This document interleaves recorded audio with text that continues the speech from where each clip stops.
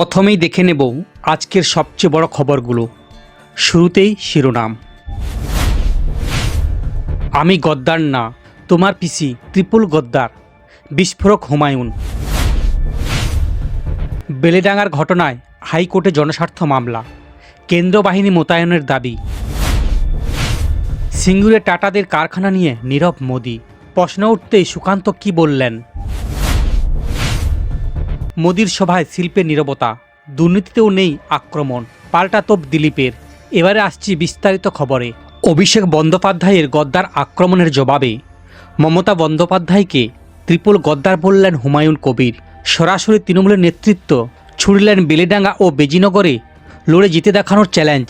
ব্রিগেডের সমাবেশে অনুমতি না পেলেও 31শে জানুয়ারি সভা করবেন বেলেডাঙ্গায়, ঘোষণা করলেন জনতা উন্নয়ন পার্টির চেয়ারম্যান। সম্প্রতি তৃণমূল কংগ্রেসের সর্বভারতীয় সাধারণ সম্পাদক অভিষেক বন্দ্যোপাধ্যায় বলেন, একটা নতুন গদ্দার তৈরি হয়েছে এই মাটিতে। বিজেপির সঙ্গে কার যোগাযোগ, তার প্রকৃত স্বরূপ খুব শীঘ্রই জনসমক্ষে আসবে। অপেক্ষা করুন, তার আসল চেহারাটা খুব তাড়াতাড়ি জনগণের কাছে আসবে। এবার অভিষেক বন্দ্যোপাধ্যায়ের গদ্দার আক্রমণের জবাব দিলেন হুমায়ুন কবির। মমতা বন্দ্যোপাধ্যায়কে নিশানা করলেন হুমায়ুন কবির। হুমায়ুন কবির বলেন, আমি গদ্দার না, তোমার পিসি ট্রিপল গদ্দার। কংগ্রেসের সাথে গদ্দারি করে ছেড়ে চলে এসে আবার কংগ্রেসের হাত ধরেছিল 2021-এ, তারপরে আবার অটল বিহারী বাজপেয়ীর সাথে, আবার তাদের হাত ছেড়ে আবার 2011-তে কংগ্রেসের হাত ধরে। অভিষেক বন্দ্যোপাধ্যায় বলেন, একটা বিজেপির ড্যামি প্রার্থীকে আপনারা বিদায় দিয়েছেন, আরেকটা নতুন গজিয়েছে। গণতান্ত্রিক ব্যবস্থা করতে হবে।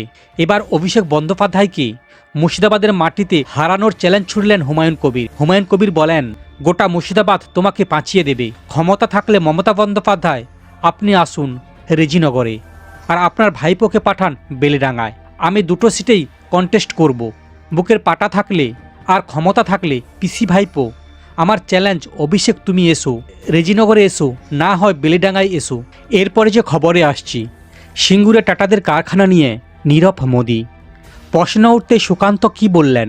সিঙ্গুরে সভা করবেন প্রধানমন্ত্রী নরেন্দ্র মোদি। যেদিন বিজেপি এই সিদ্ধান্ত নিয়েছিল সেদিন থেকেই আলোচনা বাড়ছিল, তাহলে কি সিঙ্গুর থেকে টাটাদের কারখানা চলে যাওয়া নিয়ে তৃণমূলকে নিশানা করবেন মোদি? রাজ্য বিজেপি নেতাদের একের পর এক মন্তব্য, সেই জল্পনা আরও বাড়ছিল। সিঙ্গুরে টাটাদের কারখানা তারা ফিরিয়ে আনবেন বলে দাবি করেন সুকান্ত মজুমদার, শুভেন্দু অধিকারীরা। সেদিকে তাকিয়েছিল রাজনৈতিক মহল, কিন্তু নিজের 36 মিনিটের ভাষণে সিঙ্গুর থেকে টাটাদের কারখানা চলে যাওয়া নিয়ে একটা কথাও বললেন না মোদি। তার বক্তব্য শেষ হওয়ার পরই এই নিয়ে আলোচনা শুরু হয়। তৃণমূল ও বিজেপিকে খোঁচা দেয় বাম ও কংগ্রেস, গেরুয়া শিবিরকে কটাক্ষ করেছে তৃণমূলও।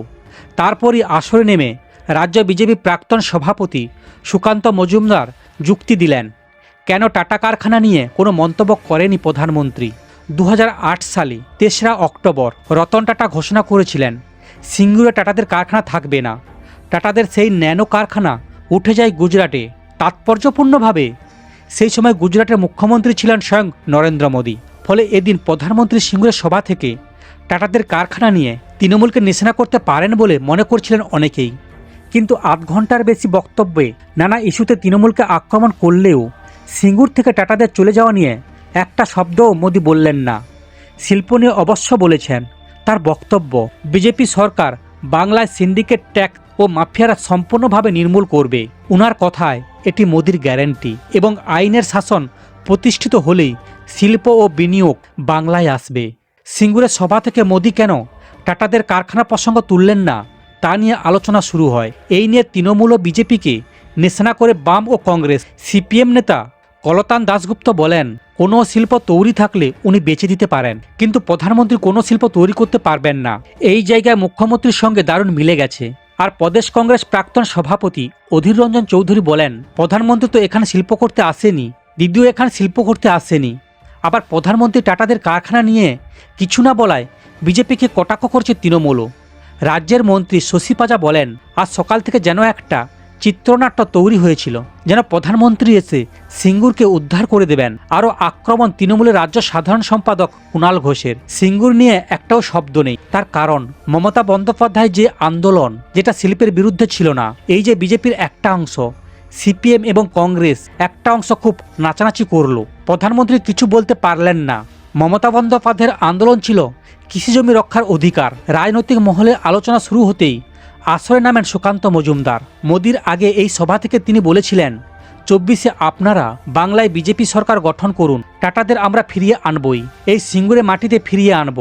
আর সভা থেকে তার যুক্তি, সিঙ্গুরের জন্য তো প্রধানমন্ত্রীর দরকার নেই, ও তো আমরা আছি, আমরা ঠিক করব কোথায় শিল্প হবে, বাংলার নেতারা ঠিক করবে। আমি তো সভার প্রথমেই বলেছি, আমার স্পষ্ট বার্তা ছিল, সিঙ্গুরে টাটাদের আমরা ফিরিয়ে আনব।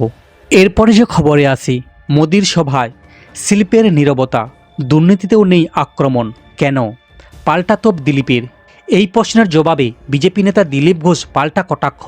যেখানে সিবিআই তদন্ত চলছে, ফাইল নিয়ে দৌড়দৌড়ি করছেন মুখ্যমন্ত্রী, সেখানে প্রধানমন্ত্রীকে আর কি বলতে হবে? বাংলার মানুষ কি অন্ধ নাকি? দিলীপ ঘোষের দাবি, শিল্প আসার আগে সবচেয়ে জরুরি আইন শৃঙ্খলা। প্রধানমন্ত্রী আগেই বলেছেন, আগে আইন শৃঙ্খলা ঠিক হবে, তবেই শিল্প আসবে। সরকার বদল না হলে শিল্প সম্ভব নয়। এখন শিল্পের বেসিক জায়গা, যোগাযোগ ব্যবস্থা উন্নতি হচ্ছে।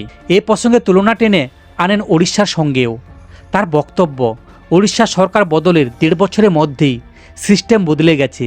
শিল্পীরা এখন বাংলার বদলে ওড়িশাতে যাচ্ছেন, সেখানে শিল্পের উপযুক্ত পরিবেশ আর আইন শৃঙ্খলা আছে। মোদির দুদিনের কোনো সভাতে দেখা যায়নি দিলীপ ঘোষকে। এ নিয়ে আগেই তিনি জানিয়েছিলেন, দল যেখানে দায়িত্ব দেয় সেখানে তিনি থাকেন। ওনার ব্যাখ্যা, ওই দিন আমি এয়ারপোর্টে ছিলাম মোদিজিকে সি অফ করতে। মোদি বলেছেন রাজ্য সরকার বদলাতে হবে, আর অভিষেক বন্দ্যোপাধ্যায় বলছেন বিজেপি বদলাবে। সেই দ্বন্দ্ব প্রসঙ্গে দিলীপের স্পষ্ট কথা, তৃণমূল নিজেরা বদলাতে পারবে না, ওদের সেই ক্ষমতা নেই, তাই সাধারণ মানুষই এবার সরকার বদলাবে। অভিষেকের সব জায়গা জয়ের দাবিকেও গুরুত্ব দিতে নারাজ দিলীপ। ওনার বক্তব্য, ভোট গণনা না হওয়া পর্যন্ত প্রত্যেকবারই একই কথা বলা হয়। দেখা যাক এবারে নির্বাচনে কে খেলা খেলবে।